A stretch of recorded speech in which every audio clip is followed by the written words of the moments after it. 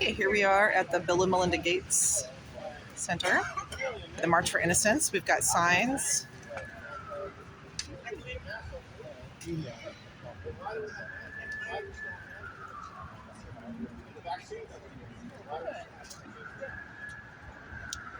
And this one says if they can't rape them, they'll just maim them. Educate yourselves, protect your children. Intense.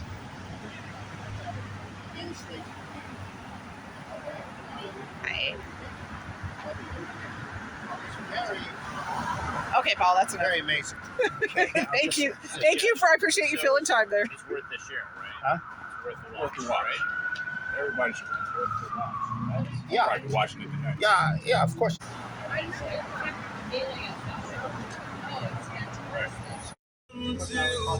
Okay. 1, 2, 3. 1, 2, 3. 1, 2, 3. 1, 2, 3.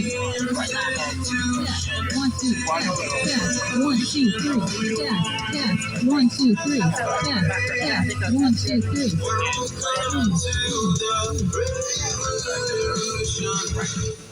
Test. Okay, we have a fabulous group here, you guys. Like I said, I'm Victoria Palmer. I'm the organizer of the event and the organizer of the Seattle Truth Network that sponsored the event. We are a group that meets every other week in Seattle to discuss topics of truth, with the idea that we each bring our own backgrounds to the table, and that we can accept and embrace each other's background and keep our own, and just have these awesome discussions. So you are welcome to join us there. Email me if you want information on meetings. And when Anastasia approached me to organize this event, I thought it was awesome. It's a great idea. I was a little worried because it's like, okay, we're downtown Seattle in the evening. I haven't done an evening event before, but so far so good. And even the weather's holding off. So this is great. This is where we need to be. My activism has been more anti-mandate, but this is where these two worlds come together, where, you know, the child abuse that you guys will be speaking out against today is, it's on the verge of being brought out into the larger world with the blessings of the government. So that's where we stand together. So I'm an ally in this cause. I'm here to support you guys. So thank you very much for being here today. And on that note, I'm going to introduce a really good friend of mine. She's an author and psychotherapist, and she's leading this cause. You guys, let's hear a round of applause for Anastasia Sprout. Oh, thank you.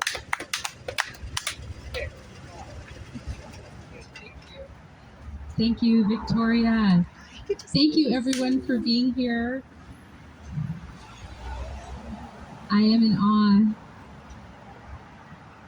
and so grateful. When the idea for this came to me, I knew that even if I was the only person standing down here with my block rocker and microphone, I had to come. And like many dreams, sometimes you're not the only one with the dream, and there's others that have it too. Sometimes there's just a few. Sometimes there's masses. We have some people here with us. We have some people watching live stream. We'll have people watching later. And to all of you, I want to say thank you for being here and caring about innocence. I am Anastasia Sprout, and I would like to open with a guided meditation. This is something that I do when I connect with others as a way of just bringing us under a spiritual protection and a way of connecting to something larger than just myself, my ego, how I think I want things to go. And so I invite you, if you like this kind of thing, to please join me. And if it's not your cup of tea, then your mind, of course, is your own. So I want to invite you, though, if you want to just use your imagination and join me to imagine the idea of a sphere of light that surrounds us. It's a beautiful sphere. Perhaps it's pearlescent, rainbow, light, or any color you like. And I had a group of people from around the world. We came together this morning in prayer. We were praying for Seattle and for this event. And just inviting us to recognize we're here together for a reason. And this is the March for Innocence. It's taking a stand for the innocence of children and of all people. So we are together, we are connected, and we are protected. And I invite all good to surround and protect us from all creation. Please be here with us. Be here with this mighty cause. Humans are good, and we at times need protection, especially when we're small. So I just invite that in. And thank you again for being here. If there's anything inside our sphere that confuses us or makes things difficult, I just invite that it can dawn into clarity. And anything outside our sphere that should seek to join us, please join us in this intention. All are welcome here. If there's something interfering, well, we just ask that you melt into our intention, which is the good of children, especially just standing up for that. So thank you for that. Another aspect I'll invite of the imagination is kind of a grounding. So just the grounding of imagining oneself as a flower. I got this image during meditation last night of the rose. I have a white rose on my lapel that was a gift from one of my elder women. Her name was Rosie. And I just invite, if you imagine yourself as perhaps a flower or a tree, that you have roots where your feet are that can go deep down into the earth. And perhaps there are crystals there that you might attach your little feet-toe roots to and help us to stay grounded during this event. Or perhaps you like the metaphor of a tree. You imagine a tree, the roots of a tree coming up into your feet. Imagine standing tall as a tree or a rose might stand. And imagine the branches reaching up into the sky and reaching out just for goodness and for something, again, larger than just us to help us with this endeavor. So I'm going to sing you a little song. This also came in my meditation. And it has to do with these balloons, and it has to do with children, and it has to do with the innocence in all of us. You ready? Twinkle, twinkle, little star, how I wonder what you are. And you want to join me if you happen to know the words. I might forget them, so you can help me out. Up above the sky so high, like a diamond in the night. Twinkle, twinkle, little star, how I wonder what you are. Thank you. I used to think of that song and sing it sometimes as a kid, looking up at the sky and the stars, just knowing that I wasn't alone. However, I am a survivor of extreme abuse as a child. And I got many messages that I was alone. And it's really meaningful to be here today talking about this. And what I was thinking, before I introduce our wonderful speakers, and we have 3 speakers that are going to join us here tonight, I wanted to share this thought that we come together to march for innocence because we are not naive. We know what is happening to children, at least some of what is happening to children, and we care about that. And that is incredibly meaningful for me. As a survivor of abuse, I internalized profound shame and rage and terror and many other very heavy, dark feelings, kind of the opposite feelings of innocence. I internalized a lot of guilt, and many things that I came to learn were called carried emotions. In other words, I was absorbing the emotions of those who abused me.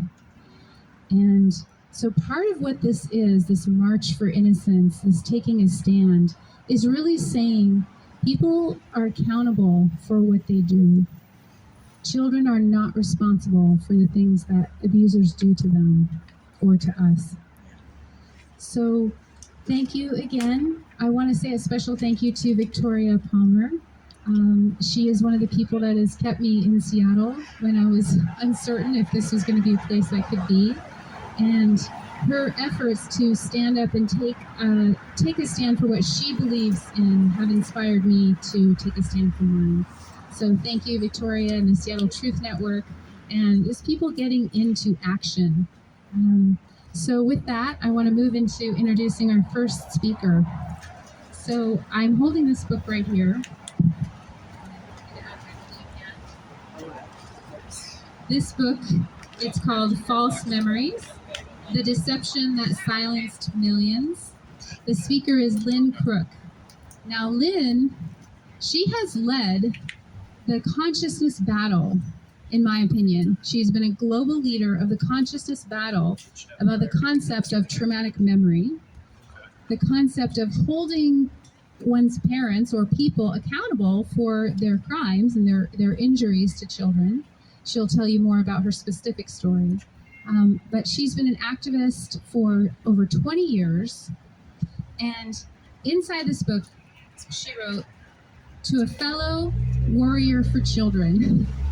And that was so helpful for me to read, because my abuse would tell me that I am just shameful and bad and totally useless. And what I realized is I feel that way, but that's not who I am. Who I am is a warrior for children and many other things. And that's who we are. You wouldn't be here if you were not a warrior for children. And thank you, and for those watching, for your interest. So I want to introduce to you one of the global leaders of the Warrior for Children. And I think if you've been following the recent controversy, you've seen that there was, Lynn's book came out, was it August? August of 2022. And shortly following that, there was an op-ed published in the New York Times that came out and just happened to be putting down the concept of repressed memory and just dredging up this tired old non-science-based argument that there's no such thing, that we shouldn't consider it, etc. So Lynn's book just carved out truth in society, and once again she got backlash, or the concepts got backlash. But therapists are uniting, and people are uniting, and they're writing back. They're sending letters back to the New York Times, and they're saying, hey, no, come on. It's time that we stand in the truth. We know that memories of trauma come back often when people are safe. And that can take a long, long time. So, without further ado, let me introduce Lynn Crook, the author, and she's going to come on up. Or are you going to come on up and speak? Or are you going to sit down? All right, come on up. Please join me in a room of Lynn.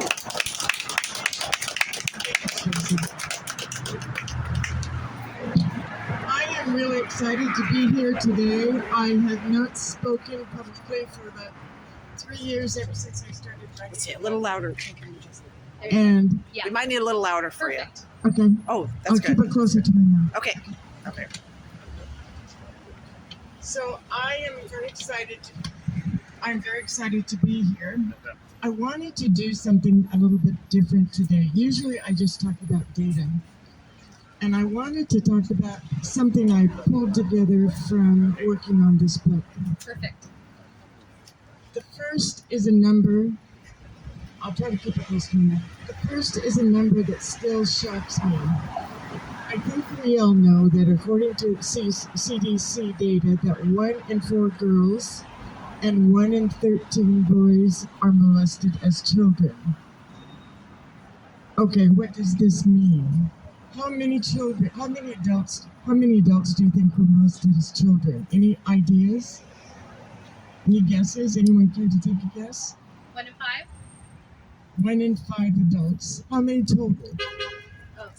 Any ideas? That'll be around 60 million. Oh, it's actually 48 million. 48. Good Wow. job. Okay, it was 48 million. I am still shocked by that. Now, how did we accomplish all that? How did we manage to molest so many children? What is that? It's what I call the silencing of millions. So when a perpetrator molests the children, a child, he tells her, if you tell, I have to kill your kitty. If you tell, they'll put you in the crazy house. That's what they told me. Wow. If you tell, they'll put me in jail. I actually didn't believe that for my father. If it's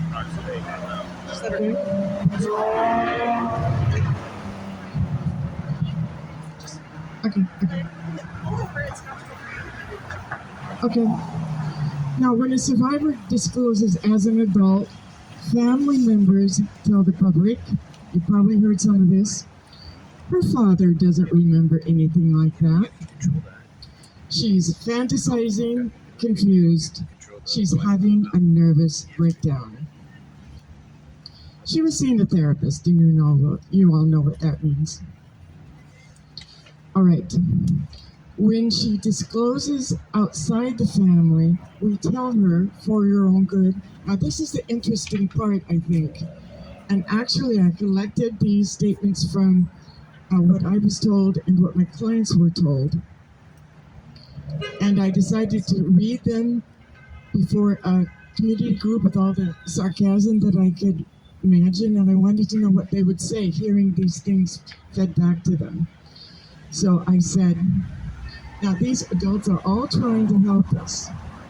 And they say, maybe you've heard this, isn't it about time you got over this? This will just ruin his reputation. He couldn't help it. Ah, well, boys will be boys. Forgive him and get on with your life. He never did that to me.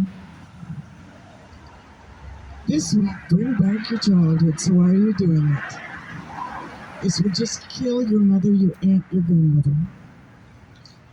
And the last 5, I don't believe in airing dirty laundry. And this is from a friend whose mother suicided, and she never talked about it. Was he molested too? This is a family, personal matter. No, it's a crime. Children get over this. No, they don't. And the last one, are you sure this happened to you? Now, some of you may have heard some of these statements. So if she seeks justice in the courtroom like I did, I was told by a surprising number of people, your memories are false. I read about this because we were all reading about it 30 years ago. Well, how did this all start? Why did we start speaking out publicly? The Courage to Heal was published in 1988. Soon, 21 states allowed adults to sue for damages. Washington was the first, actually. It was all started by Patty Barton. Perpetrators could be sued. I sued in 1991, and that was before the false memory movement started. How would parents defend themselves? How would they come up with a defense? They've never been able to come up with a good one. How would they come up with a defense?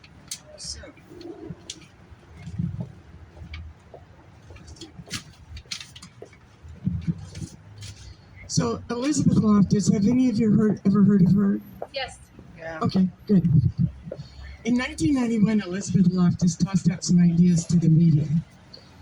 And she selected one that would work for her because the Washington Post headlined it. It was implanted by therapists.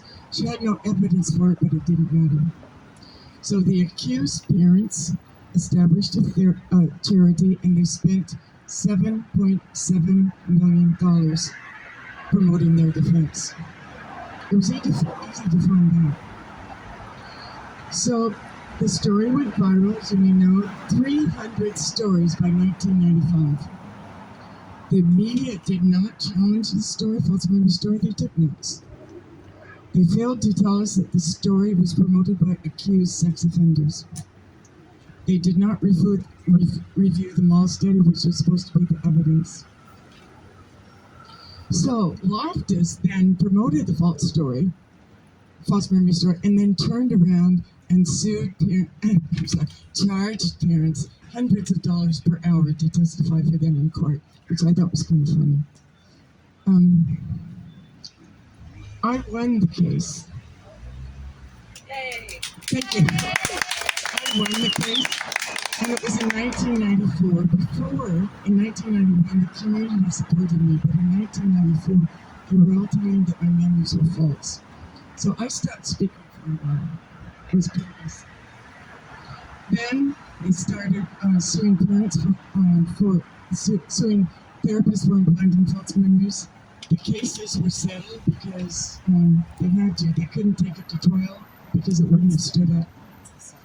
The story moved on to 2002. This is a quick overview. That's the time that child molesters who had joined institutions, because that's where the children were, and when they joined the institution as a priest or as a teacher, they were trusted with children. So they had it made. So the pedophiles gained trust, and those institutions provided them with access to children, not thinking that pedophiles would be attracted to join an institution like this. Finally, the Boston Globe wrote that story, and then celebrities ended up in court. You may have heard of those, Weinstein and whatever, and Elizabeth Loftus testified for them. They all ended up in prison. The false memory story arose again this month in the op-ed by Ethan Waters. He was actually the author of a book in 1994, co-author of a book in 1994, and he lied about my case. Of course, they all did. Nothing new in this false memory op-ed, but it made an impression, and we'll see what happens. I wanted to tell you one of the things that I've learned about survivors over the years, and that's that we are a resilient group. Those of us who stood up for ourselves as children continue to stand up for ourselves, most of the time anyway. We're all doing what we can to make this a safer place for children. And I, for one, am proud to be a member of this group.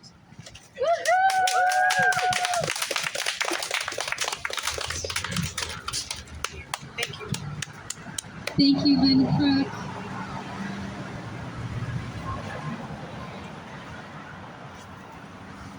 Right. So, if you want to read a page turner, even though it is all I'm getting true, crowd shot from behind. it's written as if it was, well, it's a mystery. And for every single chapter, she uncovers a different layer of the deception. And it's just a must read. And I can say for myself, as a therapist, working with people who are talking about symptoms, sometimes, the idea of planting memories in someone's head, people do not want this to be true. I mean, the denial system, the protection system, often getting back memories of child abuse feels like it ruins people's lives. So nothing can be further from the truth. Good therapists, it's just a silly, silly defense. And I so appreciate your articulateness in saying, why are we looking at a defense that was created by a group of people who have been accused of sex crimes? And certainly everyone who's accused may not be guilty, but certainly we ought to be questioning that. So I think today informed people are. My experience of people who come out and challenge children's memories now, they're either ignorant of what real life has to teach us, or they're complicit in a criminal sexual abuse in some way. That's really the two options that I see. So thank you so much. And we've had a few more people join us, so thank you for being here. I have a little candle that was gifted to me. And again, this is the March for Innocence. We're having some speakers talk about their own stories.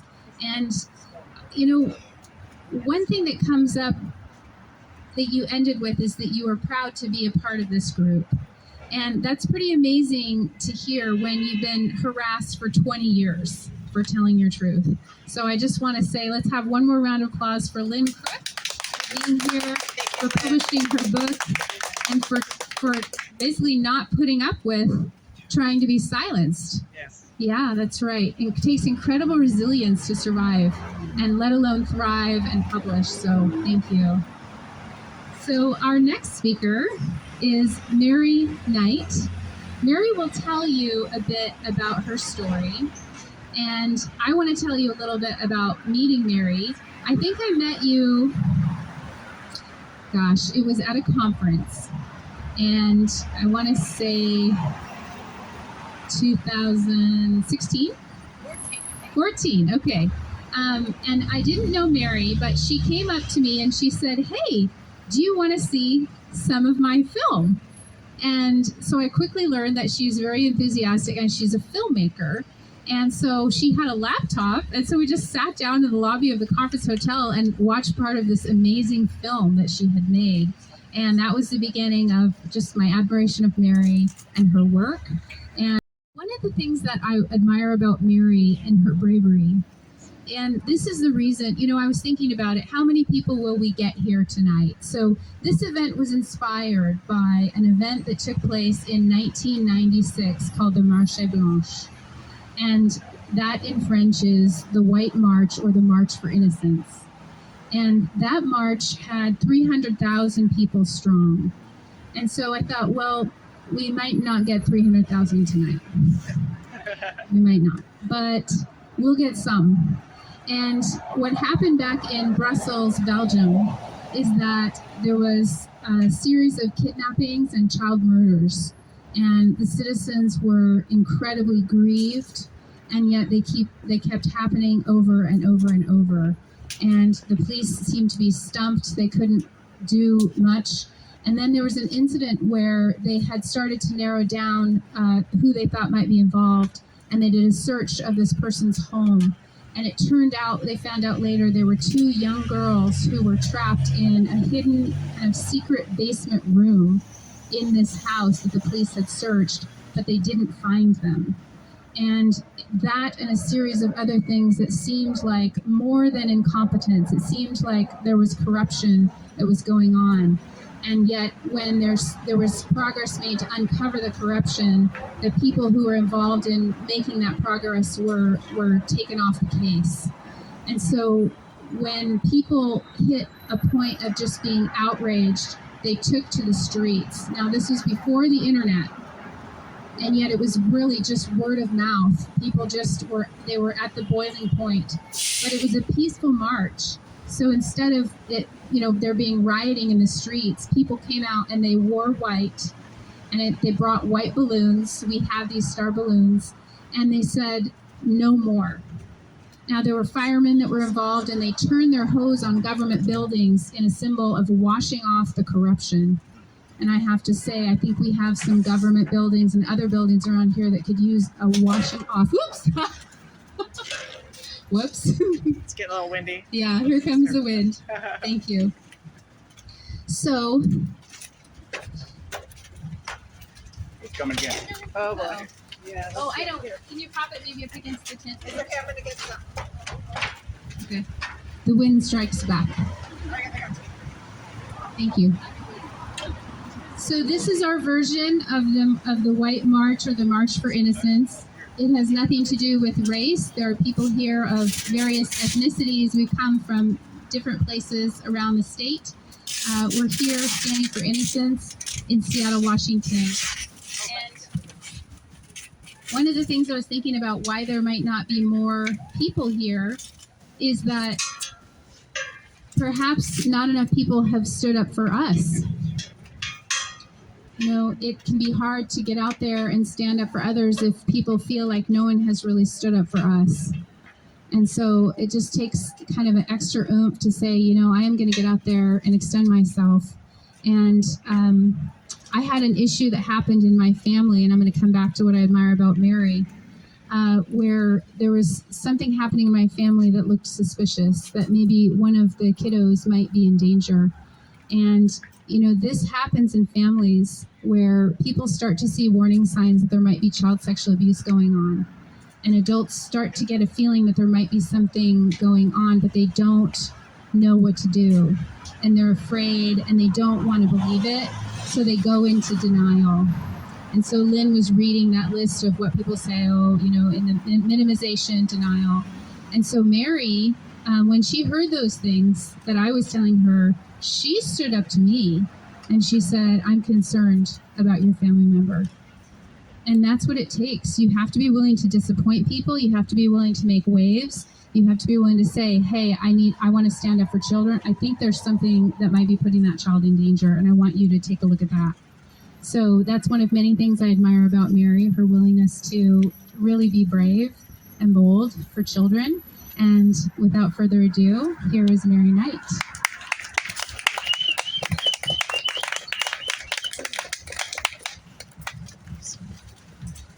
Mary Knight. I'm from Bellingham, Washington.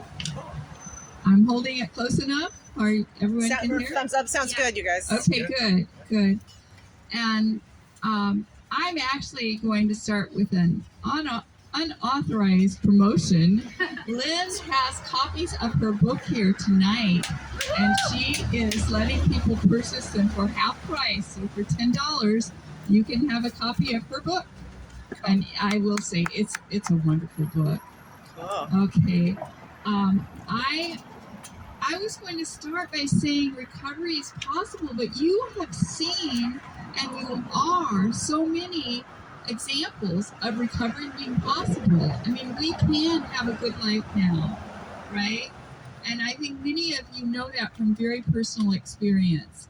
So I'm honored to get to speak with you and to you. The other thing I wanted to say is that please don't compare my abuse to your abuse. And I'm going to read something that's really is horrific. I'm going to read something about what happened to me and what I witnessed at age 8. And you can't compare abuse. Some of the people here are possibly allies. Some of the people listening in are not survivors of abuse, or maybe not survivors of organized child abuse. And what helps survivors is for you, what hurts survivors is for you to minimize your own abuse. Because whatever happened to you, whatever trauma happened to you, is probably what brought you here tonight. So when I talk, I don't want you to say like, that didn't, mine wasn't that bad. Comparing abuse or comparing trauma is like comparing, it would be like me saying, I like chocolate ice cream better than you like chocolate ice cream. When there's no way to tell that because it's inside you, right? Yeah. And that's how trauma is. It's inside you. I will preface also by saying that when I'm reading, I'm going to read to you because it's easier for me. But when I'm reading to you, if it's too hard for you to listen, please don't stay. Go a little ways down the street and I'll come get you when I'm finished talking. It won't offend me at all. I don't want you hurt by what I say. I'm going to be reading, I wrote a book. It's My Life Now, Essays by a Child Sex Trafficking Survivor, and it's coming out next week. But anyway, yes, this is one of the essays in the book. My parents, I have to put on my glasses.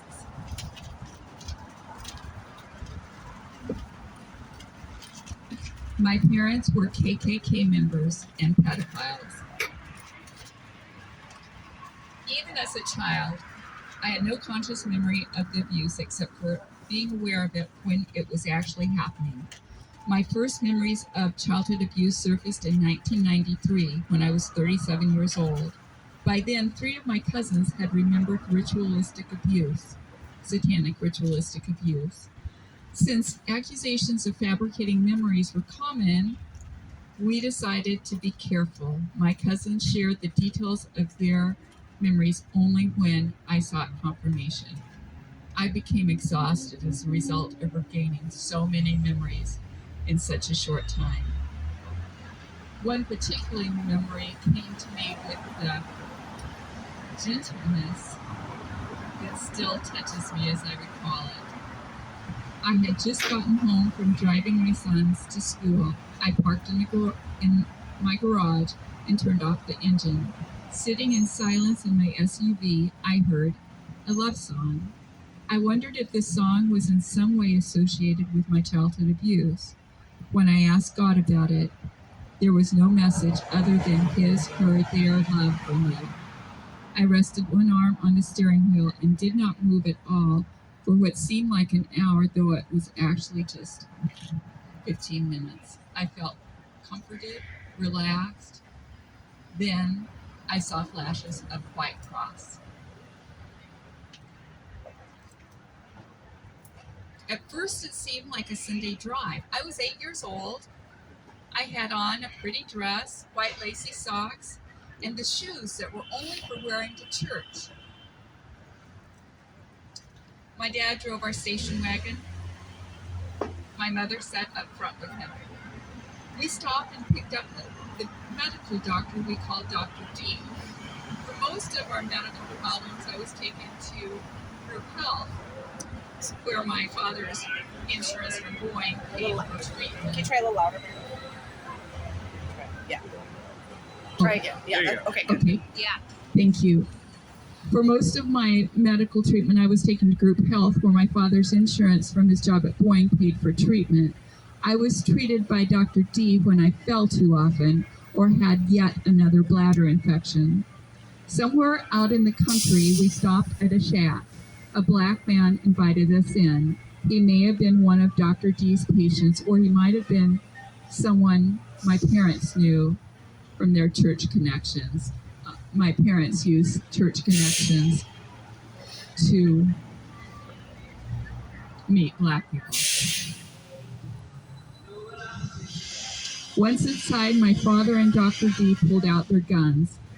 I saw two women standing by a table and chairs. My father tied the women to the chairs. Boards already painted white were taken out of the station wagon, and a cross was erected inside the shack. The man's arms and legs were strapped to it. There was a little girl who was exactly the same size as me. She was cute, with tiny braids all over her head. Her dress was clean and ironed. I remember thinking that someone must really love her. One gun was pointed at the little girl's head, and the other gun was pointed at my head. The man was told if he would pretend to die willingly, as Jesus did, the little girl's life would be spared. My mother held our 8mm camera. I knew that there were people who liked to see movies of murders because I had already been made to lay motionless after beatings and pretend to die on camera. Apparently, people who like to see black men killed on crosses also like to see little white girls with their clothes off. Oh, wow. I had to do things to the man while he was on the cross. Wow. As soon as the man took his last breath, my father shot the little girl in the head.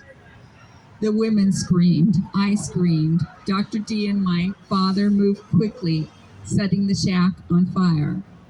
My mother tried to grab my hand, but I did not want to leave with the bad people. I wanted to stay with the good people and die.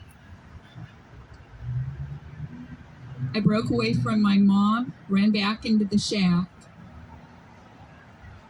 One of the women looked straight at me and said, "Little girl, go so you can grow up and tell what happened."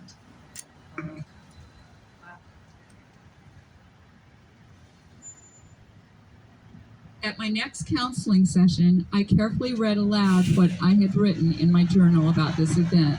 I was relieved when my counselor thought it might be symbolic. I called a cousin later that evening. He said, "I haven't had a memory like that one." I breathed a sigh of relief. Then he said, "The black men I saw crucified had no family. They were homeless." For years after the memory surfaced, I was obsessed with trying to spur a murder investigation. My childhood home was in Federal Way, Washington. But I could have been taken. I fell asleep in the car. I could have been driven to a neighboring state or even Canada. I called police stations in Seattle, surrounding cities.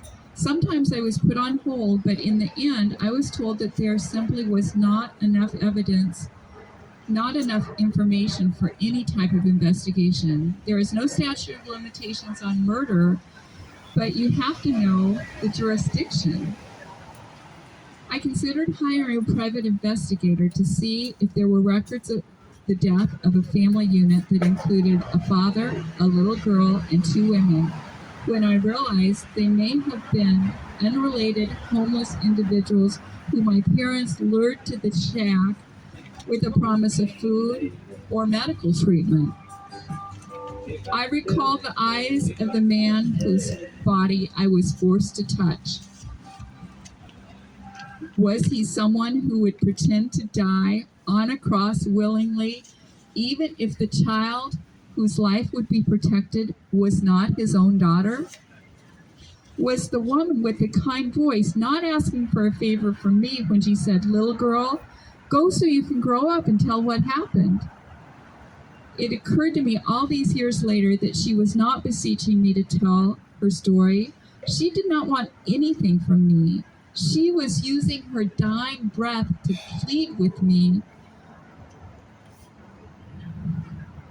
She knew she was pleading with me so that I would not give up on life.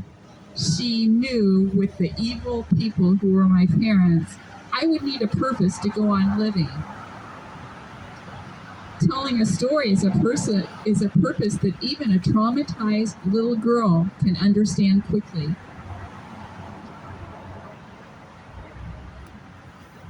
Sometimes I forget I am white. It is mothers who give you life. When my young body wanted to die, it was given life by the words of a Black woman. My goal is not to spur an investigation of a crime that occurred almost 60 years ago. My parents are dead. Dr. D is dead. There can be no justice after perpetrators die. There is some logic behind my telling about something that happened so long ago, for these are not isolated historic events. The KKK is active today and is far more dangerous than many people recognize. Days after Mr. George Floyd was murdered, and I was flooded again with memories of the brutal acts committed by my parents, I posted something on Facebook.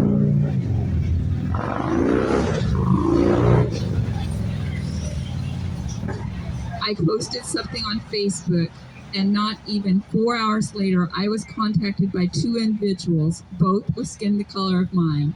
One said, "I witnessed the murder and dismemberment of a Black girl when I was 8 years old.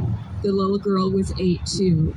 The other, a young woman who was sex trafficked as a child by relatives, told me that her mother is currently in the KKK and a sex trafficker of minors. There is no defense against atrocities known only by perpetrators and this victim. There is no defense against atrocities known only by perpetrators and their victims. And that's why we're here tonight. Wow. My 2 points: recovery is possible. Don't compare your trauma to any other person's trauma. I was asked to remind people that my films are available. They've been viewed by 600,000 people.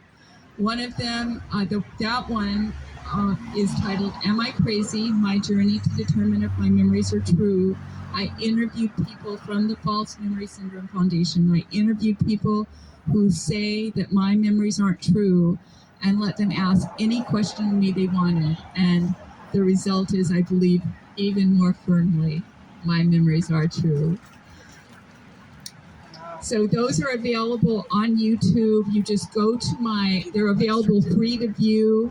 And you just go to my website. All my films are on it. All my films are available to view free.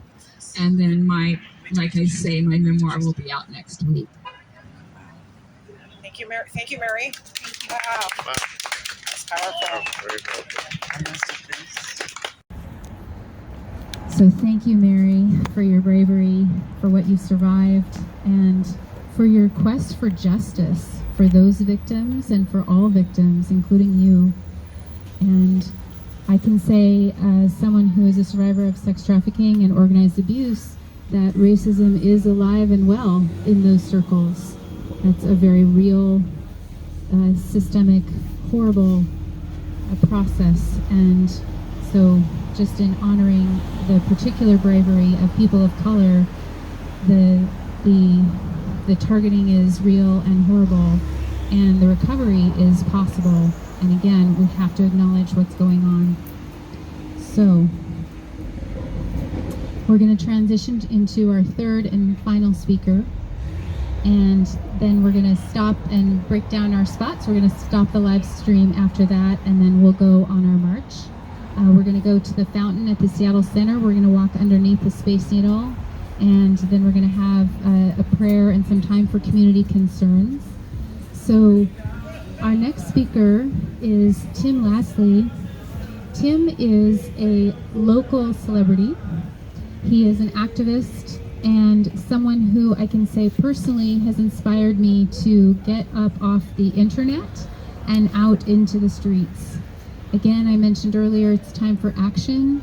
I've talked with many people, and maybe especially men who are hearing about these stories of child trafficking and child abuse, who feel this profound outrage and a need to do something. And more than one time I've heard people say, I just want to kill somebody. I just want to take somebody apart. What do I do with my rage? And I've had to try to answer that question myself. What do I do with my rage? And one of the things that I have found so helpful is coming out to an event like this. In fact, it is my intention to get out here on Sundays. We talked about that, just to come on out and to just take a stand, maybe set up a table and talk to people going by, starting in December. Regardless of how cold it is, one of the things that Tim said that really moved me was, what else is there to do? What else is there to do when this is happening to children right now but to get out and protest? And that just really stuck with me, because I always wish someone would have stood up for me, but now I can stand up for others. So Tim is probably going to talk a little bit about why we're here. There's some folks behind us doing some things. That seems to be the case. Pardon? Tourists, okay. Yeah, so tourists are being tourists. So Tim is probably going to talk a little bit about why we're here, this particular venue that we chose. And please join me in welcoming Tim Lastly. Woo! Yay! How's everybody going? I'll keep this brief. I'll try to keep it brief. But there's so much to discuss. I mean, the infrastructure that you experienced, it leads to here. And it doesn't just stop. I mean, it's permanent. It's permaculture. It's the permafrost that we stand on nowadays in our society, unfortunately. And the internet was the one thing that we had to open up our eyes. And now that we've seen it, now what do we do about it? How do we combat this? How do we have a society where children aren't hunted by the likes of Bill Gates and his minions, his henchmen, and it goes all the way down to the local establishment, school boards, and with their curriculum now depressing sexuality on children. Their innocence is being stripped away from them at a rapid rate that, unfortunately, we're not going to be able to ever get back unless we actually do something about it. And here, this is a small step, but it's a step nonetheless. And don't think because there's only 12, 13, it does not matter how many people show up. It's the fact that you showed up, and that's what keeps us going, is that experience, that energy that you generate for the next time. That's what will inspire the people around us as they walk by. I know a lot of people are probably curious of what's going on, and you had a very powerful story. Both of you had very powerful stories. and I know that's got to get across. And so they are kept in an echo chamber, and we're here to help break that conditioning, and that's what we're, so I salute you and I applaud you guys for doing that. The Gates Foundation, wow. I mean, I won't waste all our time talking about the laundry list of why we're here, but I mean, just recently, Bill Gates had somebody at his house with 6,000 child porn images, right? Somebody took a fall for him, right? So I'm not saying that Mr. Gates is a pedophile, but somebody was. So, and now it's so normalized. They seem untouchable, right? They seem so out of reach that we can't stop it. And unfortunately, for a lot of the victims, that was the case. But in the future, I mean, these people are going to continue their cravings are not going to stop. Obviously, the industry that they've built relies, this is a currency for them, and we can disrupt that with just exposing them and being steadfast and what you think is defeat, realize that it's victory, because nobody's doing this, and this is where it starts. And I really thank you so much, Anastasia. Thank you guys so much for showing up and speaking your truth and coming out here and standing up against the true power structure that relies on terrorizing and maiming and unfortunately sexually abusing children. Thank you very much for coming out here.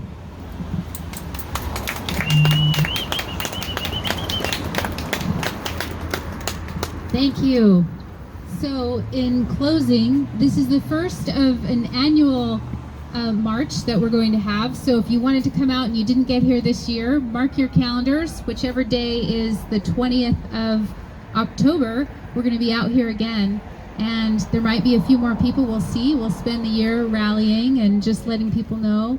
As I said, I'm inspired to get out here more often. I'm going to hit the Sundays if I can get at least one more person to join me. And just wherever you are, think about what activism you can do. Think about where you can go. One of the things I've learned from Victoria Palmer is that the solution to what's troubling our world is going to be local. And that was a surprise to me. I thought, no, it's on the internet. These stories are starting to come out now. People are waking up. And that's true, and I really affirm what Tim said. We have more information than ever. The last 3 years, I've seen more true stories come out about child sex trafficking, satanic ritual abuse, trauma-based mind control than ever before. So we do have access to the information. Their next step is, what are we going to do with it? So we're moving from the age of information. We need to be in the age of discernment. We need to discern what information is real and true. We need to use our hearts in order to figure that out, not just our heads. We need to get into our hearts and say, how do I feel when this person is talking? What is true here? Because I don't know that there's any source that's 100% accurate. So we have to be finding sources and taking what we can, but then we have to take that into our hearts and we have to ask ourselves, what are we going to do about this? And thank goodness for Seattle that there's a group of people who are talking about it, that are coming together, we're forming community, and we're taking to the streets. Seattle, despite the fact that we're here, we have many perpetrators in Seattle, and we have many perpetrator networks. I grew up in one. We also have amazing recovery. I mean, it's truly astounding to me that Lynn Crook is from the area and so is Mary Knight. I mean, these are thought leaders of survivors that are out there changing the world. They're both in this local area. So there's something about this place that's very special, and you are part of that. So again, thank you for being here. Thank you for tuning in. May you be inspired with what's next for you in terms of taking to the streets some kind of direct action. And I can tell you, self-esteem goes up, community goes up, depression goes down, when we can take action on behalf of those who are vulnerable. So if you want antidepressants, get on your feet and get out there, and that will really help. So thanks again, everybody. We're going to stop the live stream now, and we'll get ready to do our march. Yay. Good night.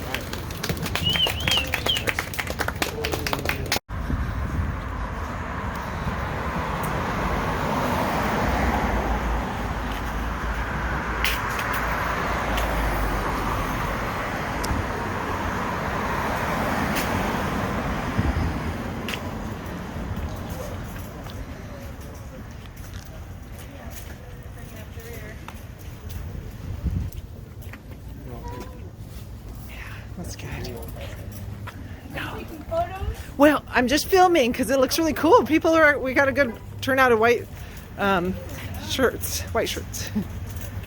It's cool.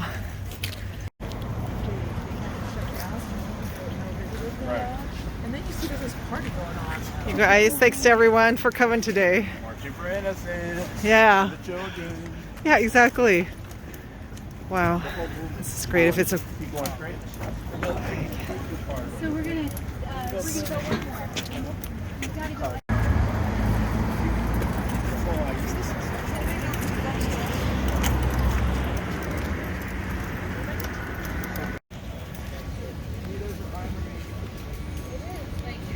Yeah, that's all right there.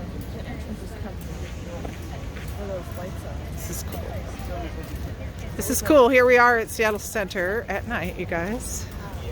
7 o'clock. And so symbolically, it's like we are bringing light into the darkness, right? So this is good. This is good to bring all of these good spirits in. It's good. Woohoo! Yeah.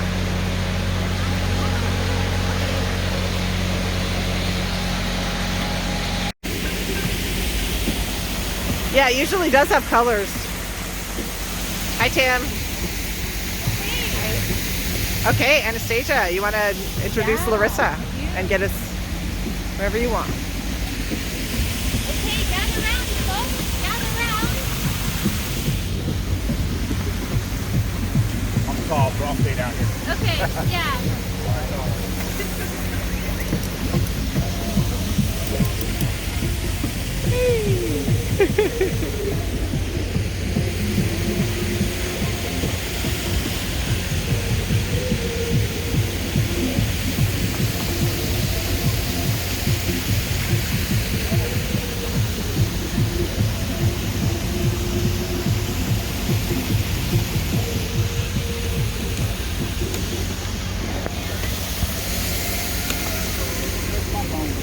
Rest your buns if you want, or stand.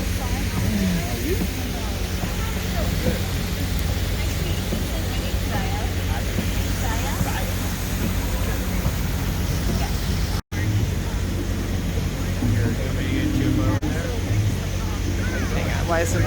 Turn your flashlight on. Here, hold it. And Wait. I got one. actually, that does help to add that in. There.